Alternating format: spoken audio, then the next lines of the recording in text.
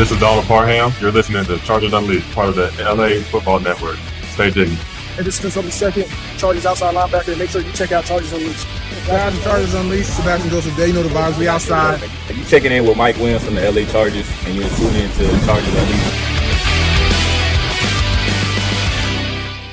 Welcome to another edition of Chargers Unleashed. Jake Hefner and Daiyan Wolkenstein here with you from the LAFB Network. Today's show, of course, is being brought to you by BetOnline, Charger Bolt Family, and Rock Solid Sports Memorabilia. If this is your first time tuning into the show, make sure to hit that like and subscribe button on YouTube. You can also follow us on Facebook, Twitter, Instagram, Spotify, and Apple Podcasts. Daiyan Wolkenstein, the 2023 NFL Draft, officially in the books. Thursday, Friday, Saturday. It was a hell of a weekend, along with the undrafted free agent pool.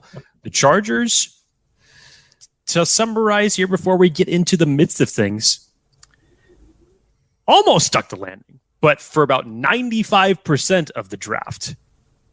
I got to tell you, Dan, I don't think that I have actually felt this good as a whole about the draft in a long time. Maybe specifically since the Tom Telesco era. And I know other people were probably going to dispute that, but we're going to delve into everything as it relates to, obviously, the overview of all 3 days of the drafts, gives our draft grades on every single one of the Chargers picks, and talk about a few of the favorite undrafted prospects that the Chargers ended up picking up. Before we get into that, Daiyan Wolkenstein, sir, how are you? How was the rest of your weekend? How did you enjoy the rest of the draft, namely days 2 and 3, because I didn't see you? I am great. For those watching, you just saw my microphone make a fast appearance back on, realized it was not on the screen, and you heard me from echoes far, far away. I am great. Weekend was great. Draft party at the Hefner residence was, as the kiddos say, lit. For a number of reasons. Yes. That's for sure. Yes. I got to say, we're going to get into it on this episode about the draft and draft grades and UDFAs that the Chargers signed, which, by the way, 18 UDFAs. That might be a record that I've seen, at least that I know of, for this Chargers team. Jake, how are you? How are you feeling today? I feel great. Like I said, I came away from that draft feeling like the Chargers got a lot of the targets that they wanted, and we'll get into that as far as these selections goes. The funny thing about it is, Dan, is that I probably am feeling better about it, considering that the Chargers didn't reach in the third round. That normally is like the downer for me. It's normally the big question mark for me. And this year, they did not do that. And obviously, if you guys had missed it, go and check out Dan's interview that he had with Daiyan Henley that he literally just put up in the midst of the day 3 of the draft. Dan was able to plug away a quick interview with him, but it's a fantastic interview. I'm sure that Daiyan Henley is going to become a fan favorite if he is not already with this team. But tremendous job by Dan on Saturday on that.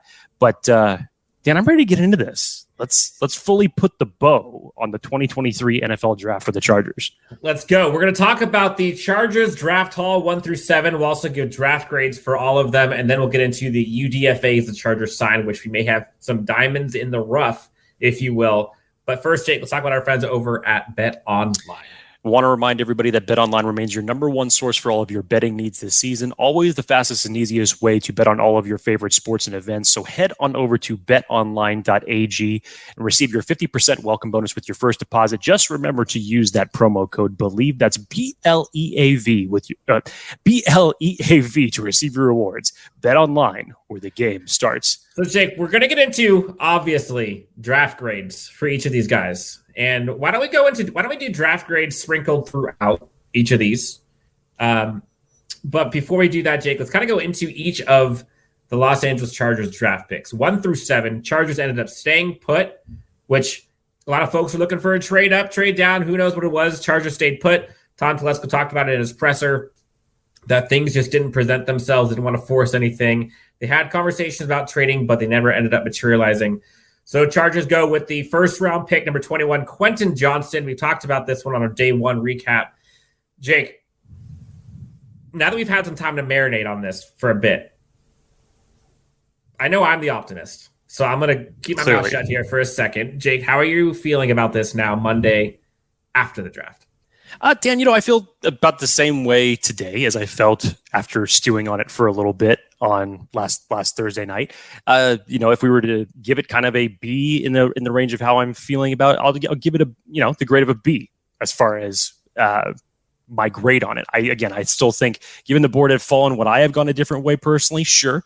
But there was a run on wide receivers that you saw starting at 20 to 24. And when you look at what Quentin Johnston brings to the table, I felt like he kind of got lost in the shuffle of things as we got closer to the draft, with everybody talking up JSN. Zay Flowers was getting a lot of push, and obviously Jordan Addison was still there. But in the sea of, as we said about this on Friday morning, in the sea of so-called slot wide receivers as far as their size goes, Quentin Johnston was the outlier in this as it related to his size. And I think that when you find out how he's going to be utilized in this offense by Kellen Moore, not just to have two deep threats in himself and Mike Williams, but it brings you back to the days of like the Malcolm Floyd, Vincent Jackson style days. I think that his position versatility to how you could rotate him and Keenan Allen going inside to outside, I think is another element to this offense that I think Kellen Moore is going to specifically utilize as it relates to getting the downfield passing attack of Justin Herbert back. I think Kellen Moore knows exactly what it is that he needs to do. I think this will bring back the 2020 version of Justin Herbert that so many people have been waiting to see since he got into the league. That downfield, use the cannon. Not necessarily that you need to, but you can always use it. You just need to use it more. So still, I feel good about it. I give it a solid B. I personally would have gone elsewhere just given how the draft fell to them and certain guys that were there. But this addressed a huge need for the Chargers, and I think that the weapons that they now have on offense with your top three in Quentin Johnston, Mike Williams, and Keenan Allen is a good thing for Justin Herbert in this upcoming season. Yeah, I think I align with you on the overall grade. I might kick it up to a B+. I think the Chargers throughout, and you'll kind of see this as a theme for me, the Chargers throughout seem to me to have a very targeted and responsible draft. Those are the two words I use to describe how they proceeded throughout day 1, 2, and 3. We all knew Chargers needed speed. We all knew Chargers needed depth of wide receiver. We all knew the Chargers had a lot of money shored up to the wide receiver group. Check. Quentin Johnston fixes and alleviates all three of those. Speed, explosion, downfield threat, gives you a little bit of a wiggle as a slot / yak guy. Rookie contract for a wide receiver at a premium position. You got to love that. Don't know what's going to happen with Keenan Allen and Mike Williams. And the guy's a stud. Now, are there things he could do better? Of course. But Chargers went for the guy that they felt was going to unleash Justin Herbert the most, pun intended, in round 1. They could have gone a different direction. They could have gone Zay Flowers. They could have gone Nolan Smith. They liked Quentin Johnston, and they got him as the wide receiver for them. Again, I go B+. I think the upside is huge, probably the best upside of any receiver in this top tier of the draft class. I trust Kellen Moore. I trust Justin Herbert. I'm all about it. Jake, round 2, we talked about. A lot of folks were clamoring, ourselves included, about the Chargers needing to go edge in this class, or else they weren't going to be able to realistically get one that was going to provide any sort of quality depth. Chargers went out and got, at round 2, pick 54, Tuipulotu out of USC, followed by round 3 of Daiyan Henley in pick 85 in the 3rd round. Jake, thoughts on round 2, round 3, grades for each? When we did the live show on Saturday morning, talking about kind of our recap of these two picks, Tuipulotu was one of the guys that I was hoping that could have been a possibility for the Chargers. And as the edge players started coming off the board early in round 2, you kind of felt, okay, maybe they're just going to take this round, shift in a different position, because as far as value goes, where are you looking for it here in the 2nd round? And in the mix of things, I'd almost forgotten that he was still on the board there. And when I found out that they had taken him, I thought this was such a smart move by the Chargers, because yes, you need help, and as relates to the pass rush behind Joey Bosa and Khalil Mack. But he is so versatile in his skill set to where you can rotate him inside, outside. Daniel Jeremiah believes that he's firmly going to be positioned on the outside, specifically as an edge rusher, but he has so much power, Dan. And does he still need some refinement in his pass rushing skills? Absolutely. But I think that you can use him as a versatile chess piece, a la in the mold of a Morgan Fox, to where this is a guy that Brandon Staley is going to love to move around on this line. And you're bringing in a guy who had 13 and a half sacks, which was the most in college football. So the production is there. I think he's got the motor, the hands, the handwork that you need for someone coming off the edge in this circumstance. I think this was a fantastic move for the Chargers, picking him up in round 2. And literally, as far as like those second day edge goes, which everybody was expecting to go, because you still had 6 edges that went off the board in round 1. So you already knew that you had to jump on this with your first 2 picks as far as the edge priorities goes. The Chargers could not miss out on that. And then I believe truly, as far as one of the more versatile prospects in this draft, the Chargers came away with a great one. What's your grade? What are you giving this one? I give this one a solid B+. I know as far as the edges that you probably would have hoped would have been there for the Chargers, as far as the more pass rush specialist goes, that could have come in and made a more immediate impact as an edge 3. I still think this was tremendous value for the Chargers and a great get for them. And in terms of the edge class to round it out of the top premier guys, again, I think versatility is the biggest aspect that people need to look at here when it comes to Tuipulotu. Yeah, and I think one of the key things is, a lot of Chargers fans were looking at other players within this position group that may not have been what the archetype was that Staley and company were looking for. You saw a lot of like the Derek Halls, Nolan Smiths, all those kind of guys go ahead of him.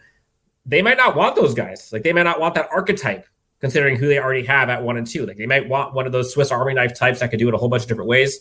And he arguably is the best one at that. I believe Rick Salatella, NFL Draft Bible, has him, I want to say, either 1 or 2 in top, I think it was 4-3 defensive ends.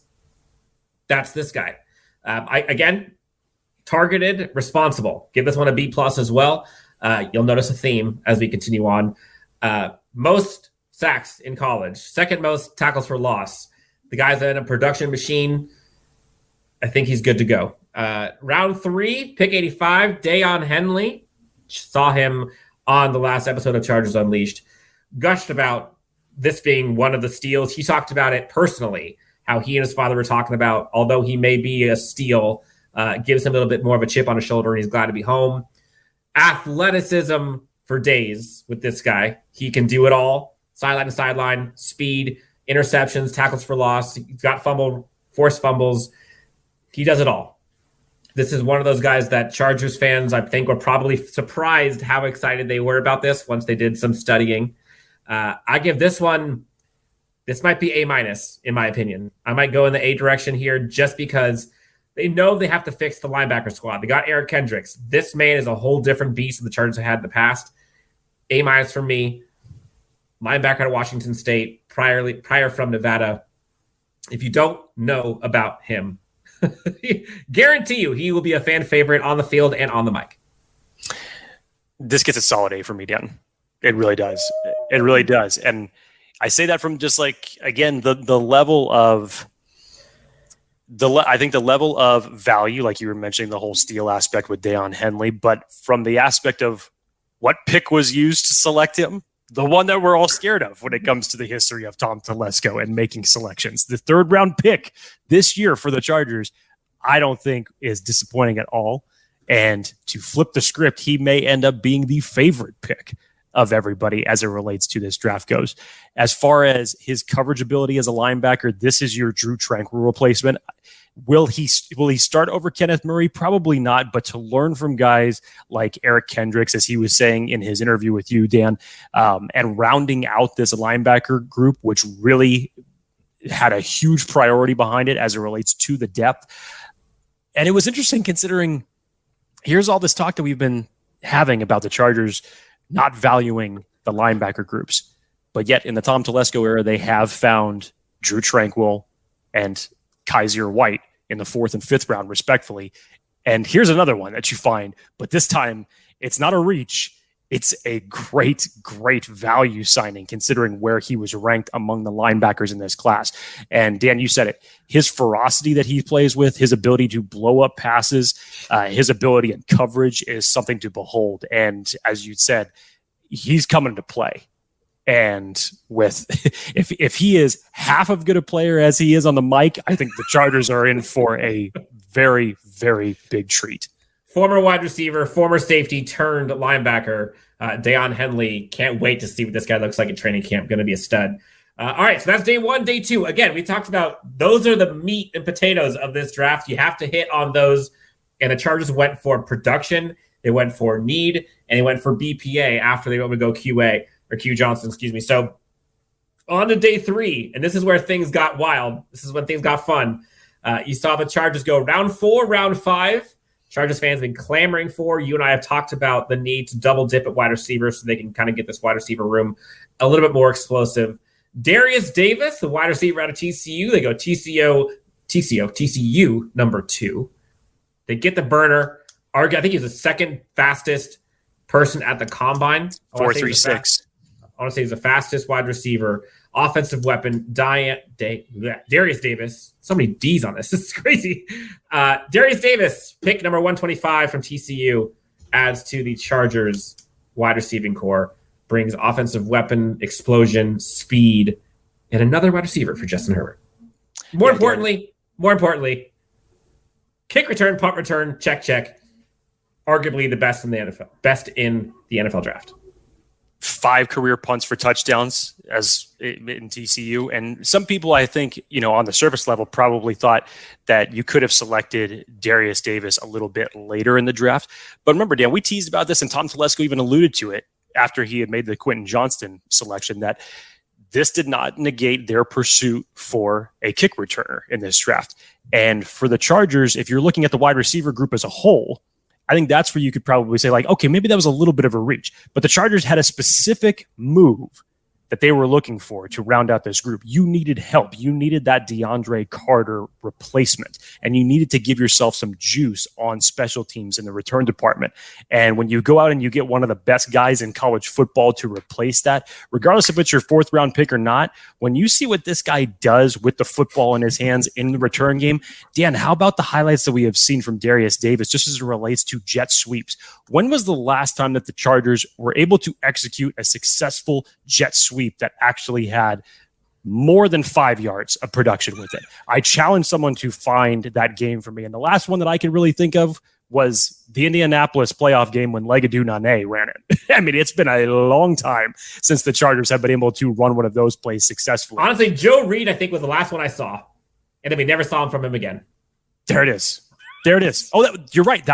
He took that one in for a touchdown. You're correct. So it was like 7 yards, but still. They were on the 7-yard line. He went in for a touchdown. And to Dan's point, yes, he was never heard of again in the Chargers offense, unfortunately. But this is a guy who I think, again, is going to just give, as Brandon Staley says, not only production in the return game, but rounds out a wide receiver class that the Chargers have now so many different skill sets too when it comes to this. So personally, Dan, I know he may not have been the wide receiver that everybody was thinking if that was their target in the 4th round, but I think as far as what the Chargers needed to fill, this was a smart choice. What's your grade on this? I give us a B+.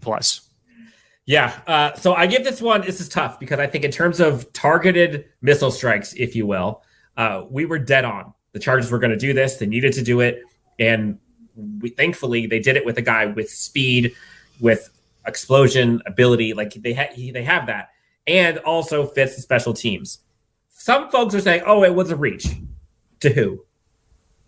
We don't know what this NFL grade was on him, and we saw so many guys who we thought were going to go much higher get undrafted, and vice versa. So you can say it was a reach. That's you. That might not be what the NFL thinks. So pick 4, 125. What he gives the Chargers is so important, and it was such a pivotal part of this offense and special teams. I'm going probably B+. They could have got him in maybe round 5. I don't know, but what do I know? If it was round 5, probably would have gone A. But, here I am. I'm probably going B+. You're sensing a theme. Then round 5, the freaking mountain of a man, Jordan McFadden out of Clemson. Played all 3 positions, tackle, guard, and center his career. Production machine. I think he only allowed like 2 touches. 2 quarterback hits. That's insane to me. Gives me shades of Jamari Sawyer last year in terms of value and how they got him so late. Offensive line gets its much needed. You and I talked about, I want 7 deep at offensive line just in case. Jordan McFadden gives you a ton of position flexibility across the entire line. I'm going for value here and what it brings to the Chargers and Justin Herbert. I'm going A. I'm going A on this one. To get someone of that caliber that late, to have stashed behind your offensive line starting five, priceless. Yeah, Dan, I know that obviously for McFadden, playing left tackle and right tackle in Clemson, he was mainly slotted in as a guard. Dane Brugler actually had him as the 8th ranked guard on his big board, gave him a 4th round grade heading into this draft, and the Chargers nab him up in the 5th. And you talk about a refined prospect with a lot of starting experience. Remember how I used to say for Josh Downs, he had those educated feet? McFadden's got those educated feet, man. And can he get to the second level in a hurry? Just you watch some of the clips of him out in pass protection on run plays, on pulling and just getting to the second level on run plays. He's plowing over dudes and getting out to the second level quickly. Bulldozer. So, he's obviously going to kick into guard. And we had talked about this. Dan, you specifically had talked about this as it relates to just getting more depth behind this offensive line. Because in moving Jamari Sawyer, obviously, to the starting guard position, bringing Rashawn Slater back, moving Zion to the left side now, you basically had brought back Will Clapp, you had Brendan Hymus, you had Foster Sorrell. You needed to add another, let's just call it interchangeable. If it's a swing tackle, a guy who could fill in for you in an emergency situation at tackle, I believe, if you needed to, but is probably best suited for guard. They needed position value for this. And here they go again. They got Jamari Sawyer last year in the 6th round. And personally, I think for where the Chargers are going to utilize him as a key depth piece, I love this selection of McFadden. I really do. They are continuing to prioritize the offensive line, which, as we know, has not hindered the best results as it relates to health over the last couple of years. So you cannot take this position lightly, and getting a guy like this with that much starting experience, I thought was a great value pick. I give it an A. Woohoo! Pessimistic Jake's throwing out A's like he's Oprah. This is great. That was only my first day of the draft. I haven't even. You never give A's. That's right. I don't give A's. All right, so on our pick 6, this might be one of Jake's favorite picks of the entire draft and UDFAs, which we'll get into here in a bit. The one, Scott Matlock out of Boise State, crushing souls all day long. Again, I find it fun, but also very telling how Chargers go wide receiver ×2. They go defensive line ×2. Linebacker. TCU ×3. TCU ×3. Linebacker and guard and linebacker and quarterback. Targeted missile strikes. Chargers defensive line needed help, was gushed by injuries last year. Chargers wide receiving core needed speed. They went and got Tuli, and now Scott Matlock, man. He is so fun. In terms of what he can do, I'm going B+ on this one too. I'm not saying it's a home run, but again, responsible, targeted, and he's a specific need the Chargers have had. I give it a solid B, Dan, and I think that Scott Matlock next to what I think is what we need to do. We need to have just an interview with Daiyan Henley and Scott Matlock together, just have them both sitting there. And just to have a discussion with these guys when you hear them in interviews. Scott Matlock obviously gives one of the best answers you've ever heard of when he was selected by the Chargers, and saying what type of players should the Chargers fans be expecting to get? Just I'm a gladiator out there in the arena. I'm coming to take souls. It's just oh my God, yes. Big man, plays defensive line, could play the 3 technique, the 5 technique. We knew that this Chargers team needed some type of depth behind this defensive line, specifically to get after and stop the run.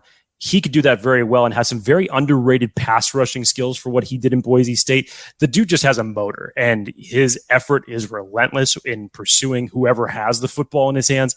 I love his athleticism, Dan. I think he's going to be a tremendous rotational piece that I'm not sure which broadcast you were watching, if it was NFL Network or ESPN. On day 3, I happened to flip it over to ESPN. Mel Kiper had moved him up his board significantly over the last 2 weeks, heading up into the draft. He had a 5th round grade on it. I mean, he said he had brought him up significantly for where he was at. So in terms of if you want to call maybe the hidden gem piece of this, of this draft class, maybe the more underrated draft piece of this draft class. I love what I see from Scott Matlock, and I am excited to see how they are going to utilize him as a rotational piece that could end up yielding results very, very quickly for this defensive line. Then Chargers go round 7. They look to bolster their quarterback room by going Max Duggan with the 239th pick, of the 2023 NFL draft. They don't go tight end. They don't go corner, which we'll get into that in a second. They go Max Duggan, third TCU player picked for this Chargers team this year. TCU, the Chargers University. Jake, I think this is what kind of got some fans perturbed, if you will. And I get it. And this was before like the UDFAs were announced, which we'll get into here. After thinking about it for a bit, this is where I think this lands. Chargers get a 4-year contract on a rookie quarterback, probably long-term replacement for Easton Stick, a guy who's a Heisman finalist, a guy who's played with Quentin Johnston and Derius Davis, a guy who is athletic. Go watch the tape. Say what you will about maybe some of his accuracy and fundamentals that he can probably improve upon, sure. But realistically, this is a backup quarterback for your future. People say, well, why are you drafting that? Well, go look at who the UDFAs were after him that the Chargers could have selected and fought for in the UDFA period. In my eyes, I think Chargers go after this purely because they knew they can go get a bunch of UDFAs later, and they can make sure that they guarantee they can have their backup quarterback. And also, let's be real, it's a 7th-round pick. When's the last time a 7th-round pick was productive for this Chargers team? I'm talking productive. Like, sure, we've seen, like, I don't know, Xander Horvath do something. KJ Hill was here for 2 seconds. Like, realistically, 7th-round pick. I'd rather have a guaranteed backup quarterback for 4 years as a 7th-round pick than risk it on any of those other guys. And then when you fast forward to the UDFAs, 18 of them signed. If you want to think about this in an imaginary world, swap out any of them for Max Duggan. Say Max Duggan gets to become a UDFA they sign. Chargers are cooking with gas. This one, again, responsible, targeted. This is a future pick, in my opinion. Let him groom. I don't know. I don't even know if we need to give a grade for this. C+, B-. Hopefully we don't see him on the football field at all this year. And that's okay. I mean, I think that, again, Dan, I kind of looked at this as far as there were still players that were still on the board in the 7th round where you're kind of questioning, like, how the hell are they still there? Like, this makes so much sense. Like, if the Chargers select player X, Corey Trice. This is good. I was trying to keep it subtle, but thanks, Dan. Yes, if they select a player like that, this could have been just like knock it out of the park type of a draft for Tom Telesco. And according to fans, though. Well, I mean, I think whether it was according to fans or according to anybody, but right after Duggan went, Corey Trice ended up going about 3 picks later to the Pittsburgh Steelers when he was selected. So, of course, that just like, oh, God, it was right there. But to your point, Dan, yeah, I think more of where I have it, and hopefully this would maybe be the last year that the Chargers would do this, is that we have had the issues with 3 quarterbacks on this roster for some time now. And whichever quarterbacks you want to talk about being in the 3, that takes up roster spots elsewhere. We found this out in training camps over and over and over again, that we felt like guys deserved that 53rd spot over a 3rd-string quarterback. So, yes, you bring back Easton Stick for 1 year. To your point, Dan, yes, I think this is what the long-term replacement is on a rookie contract, a 7th-round pick for a backup quarterback in Max Duggan, that hopefully once you get past the 2023 season, maybe the Chargers will not be carrying 3 quarterbacks any longer. But at least for this season, we know that he for sure will. Max Duggan obviously has the familiarity with Davis and with Johnston. Does he need some refinement? You better believe it. But he's a gamer. He's a gamer. He's a dual threat quarterback. Take that for what it is that you will. If this means that in 2024 that he could be good enough to where the Chargers do not have to carry 3 quarterbacks, I'll be happy with that. Not my favorite pick at the draft. Obviously, it's what it brought my full assessment down to 90% as it was in terms of being happy with it. But I get the pick. I would have gone a different direction personally, but I understand it. So what's your grade on that one? It's a weird one to give a grade to because you can't really like. It's hard to assess. It's not any higher than a C. I'll just say that much. And is that purely because of a 2023 roster perspective? Yes, that's mainly what it is. And I felt like there were still guys at that position that if you were looking to still fill depth at other positions that you could have gotten someone with tremendous value still being there in the 7th who could ended up being really good starters for you. I get this whole thing as far as what you were saying, Dan. When was the last time a 7th round pick ended up starting? Well, I'll tell you what, a certain running back who was a 7th round pick just went off to Kansas City and won the Super Bowl. So when you look at things like that in comparison, on the Chargers. I definitely wasn't on the Chargers, but I'm saying, hey, let's try to change that narrative a little bit. So that's mainly my point as it relates to more overall roster construction. Fair. Okay, so draft grades. Jake, of all these guys, I think I know the answer, but favorite pick at their position, whether that's position of play, whether that's position of when they were drafted, your favorite pick, for whatever reason, goes to.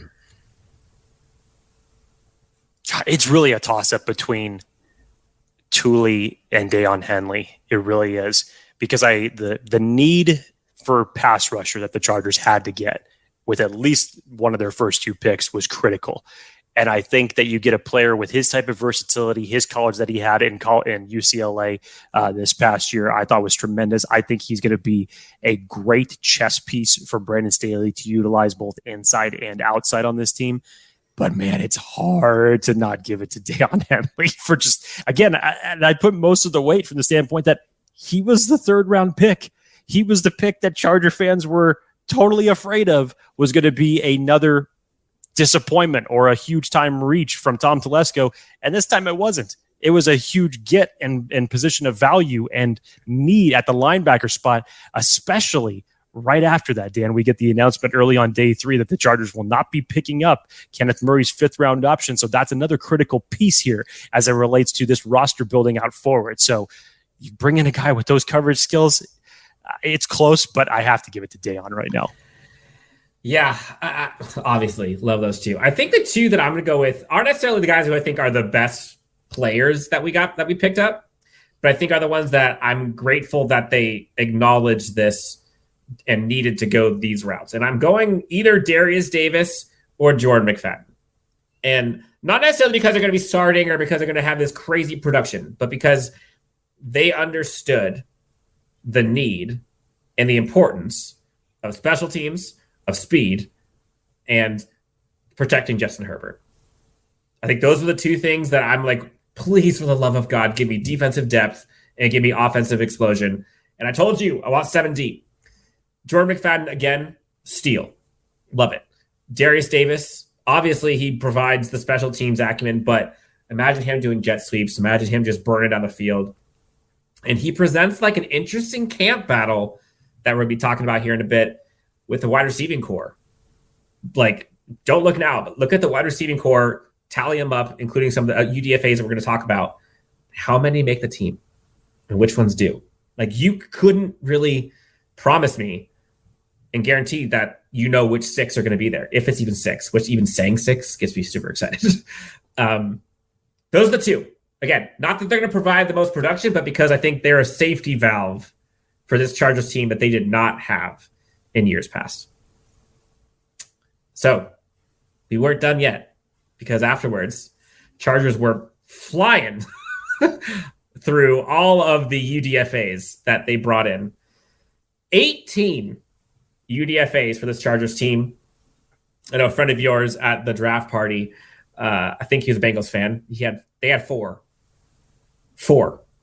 Chargers had 18. He was asking me, he's like, how the hell did you all, in his words, how the hell did you all get that many draft picks?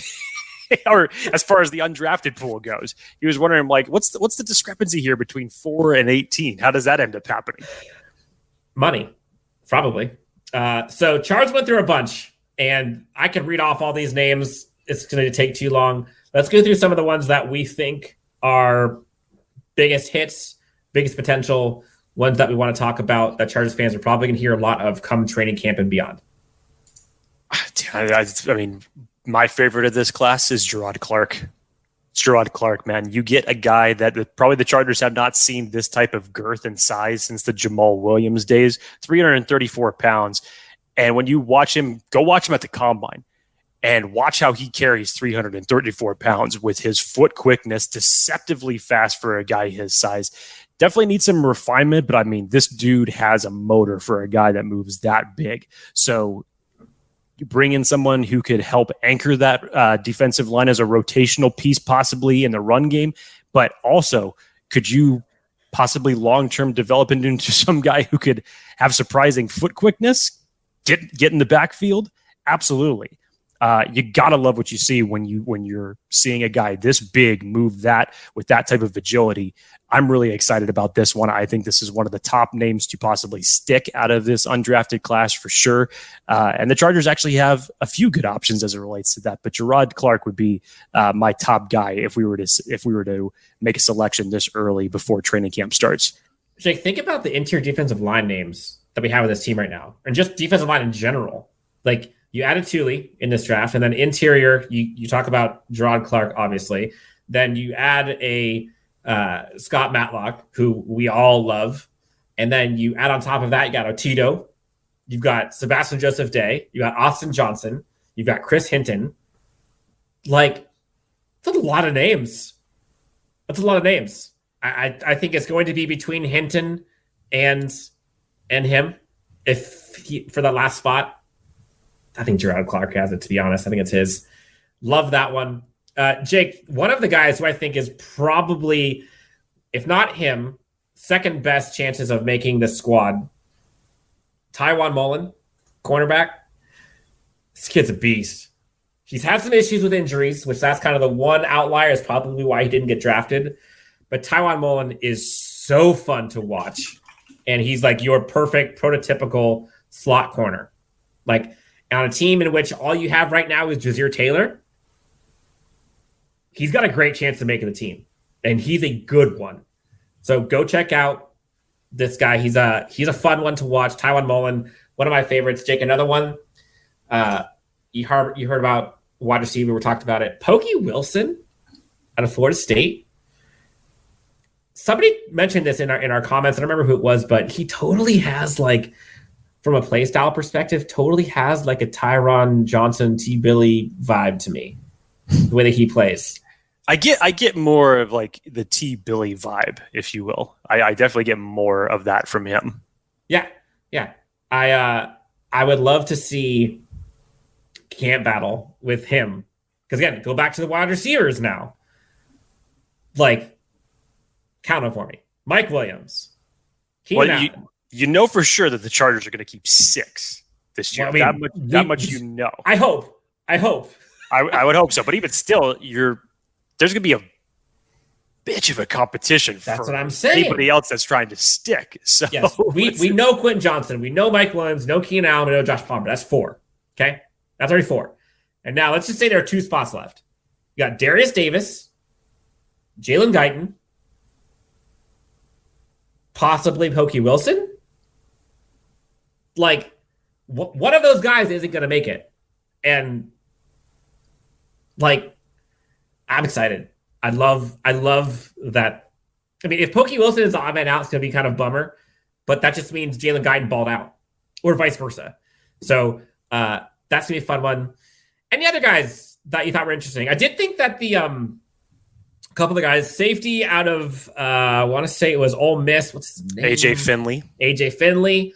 I like what he brings. Really cool story about him, by the way. I got married while he was in college. One of the team leaders on that defense, if not the team leader on defense. And then the other one, I'm not quite sure what's going to happen with this, but the running back, Elijah Dotson, could be a fun one to keep your eye on too, Northern Colorado. Those are some of the names I probably would stick with.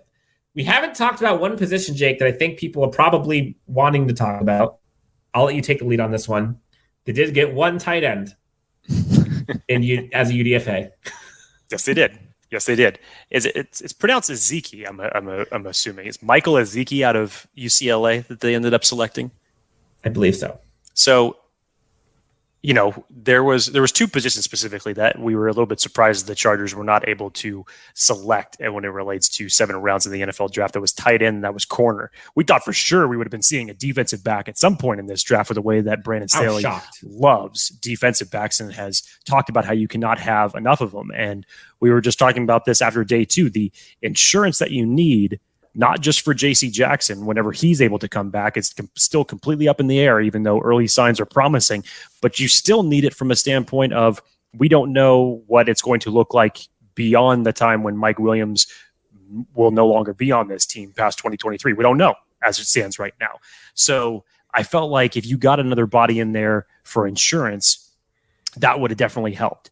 So I was very surprised, namely in the 7th round, that you didn't choose to go that route. Specifically, but as it relates to tight end, corner, safety is another one. We don't know. Maybe there is a plan with John Johnston. As we know, after I believe 4 p.m. today, teams are now actually able to sign veteran free agents that will not count against the compensatory model, if you will. So this could have been the plan all along for the Chargers. We may hear something on that anytime soon, not reporting anything, not saying any sources on anything. But the last time we had left it, the Chargers had interest in him. So that may be where they are going as it relates to filling some of those other gaps. But the Chargers could target a veteran free agent tight end from a much more of a blocking scheme. I know the market is not the best as it relates to available tight ends right now. And let's see if they end up bringing Bryce Callahan back. Who knows if that is a possibility or not. But between now and the end of training camp, there are still veteran free agent players that are out there. And also, who's going to be surprise cuts from other teams that the Chargers could end up picking up. So the work is not done by no stretch of the imagination. Not done by a long shot. No, you heard on the corner part, you heard Brandon Staley talk about kind of the quote-unquote health of the cornerback and DB room in general. And they've invested heavily on that the last few years. And because of that, that's why they didn't feel the need they had to go corner in this year's draft specifically. Now, they went through a whole bunch of UDFAs. They got some in there. But the reason why they felt they didn't need to go corner is because they felt they were healthy at the corners position on the roster. We'll see. J.C. Jackson's a big outlier. I will say this, Jake. The fact that they did not select a corner of that size, that type, archetype, if you will, not necessarily even to his value or to his success, but just that archetype. I'm bullish. It seems like the team's bullish on J.C. Jackson. You saw all his recovery videos and stuff. Like Telesco's talked about him being back with some capacity by training camp. The team, there's no way they're not comfortable when they don't select a corner in the draft. Like that, I saw that as interesting. Like, is that too much? Am I no? I mean, you would hope that would be the reasoning for that. I think it falls into the same reasoning that people felt like, well, why didn't the Chargers end up taking a running back for the Austin Eckler situation? As Daniel Popper alluded to, if they didn't target a running back in round 1, he felt like that was a clear indicator that the Chargers felt like something was going to be resolved with Austin Eckler getting closer to training camp. So you get this sense that because not one was not targeted during the draft at any point, that they could feel like they could get a resolution done with Austin Eckler, whether it's just for 1 year or years beyond that. Who knows? So you have to kind of think there has to be a plan behind the Chargers doing the moves that they did and the moves that they didn't do. Chargers draft haul complete. UDFAs complete. At least for now. We'll find out what to do in free agency. But again, Quentin, Johnston, Tuipulotu, Daiyan, Henley, Derius Davis, Jordan McFadden, Scott Matlock, Max Duggan, followed by 18 UDFAs are now Los Angeles Chargers. We know what this team looks like right now. The exciting part now, Jake, is we get to actually discuss the potential of actual players on this actual team coming up. We do have a few special guests coming here in the next week or two, so be on the lookout for that. Jake, anything else you want to tell our great friends before we head out of here? How many days until the 2024 NFL draft? This sick man in front of me literally messaged me this morning saying that he's already started looking at 2024 prospects. I'm like, I barely had coffee. That is true. Gosh, you got a problem, but I love you for it. You can find Jake Hefner at Jake T. Hefner, myself at Dan W Sports. Guys, gals, thank you so much for tuning in wherever you are, whenever you're tuning in. And we'll talk to you next time on Chargers Unleashed.